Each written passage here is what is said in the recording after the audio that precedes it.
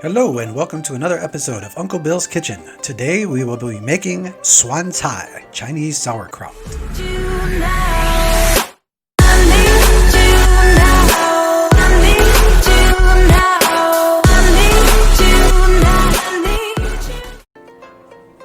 Here is a list of the ingredients you will need for this recipe. Please pause the video and make note for your use. As always, using fresh ingredients is always best when making any recipe.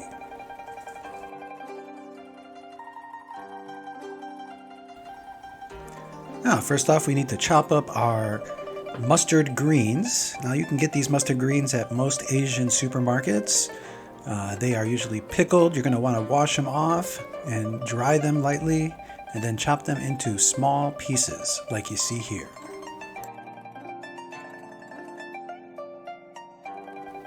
Suan Cai is really used as a side dish with soups from Taiwan, such as beef noodle soup, also known as noodle mian. Try it once. If you're interested in our noodle mian recipe, take a look at the description below for a link.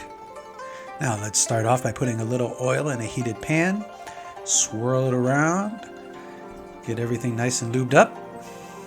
We're going to add our garlic and going to fry this until it becomes fragrant.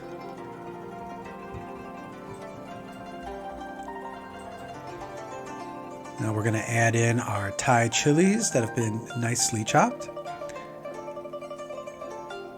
If you don't like too spicy, you don't have to add the chilies. I find that adding the chilies adds a little bit of flavor, and it's not too hot if you just add one or two.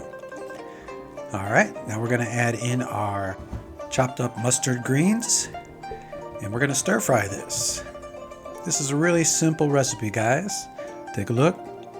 You're just going to want to get everything nice and incorporated, mixed in well.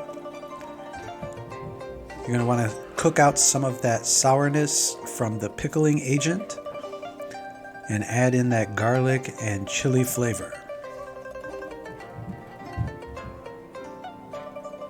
Just keep stirring. And while you're waiting, don't forget to hit that subscribe button down below. Helps our channel out a lot. And if you like this video, hit that like button. Now I just added the sugar here.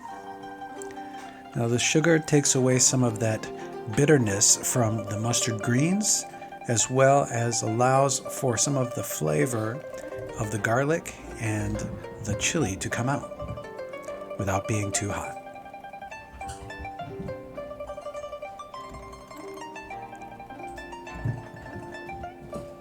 Stir, stir, stir, stir, stir, stir. Now here I added just a tiny drizzle of sesame oil. Just adds another layer of flavor. I'd highly recommend it.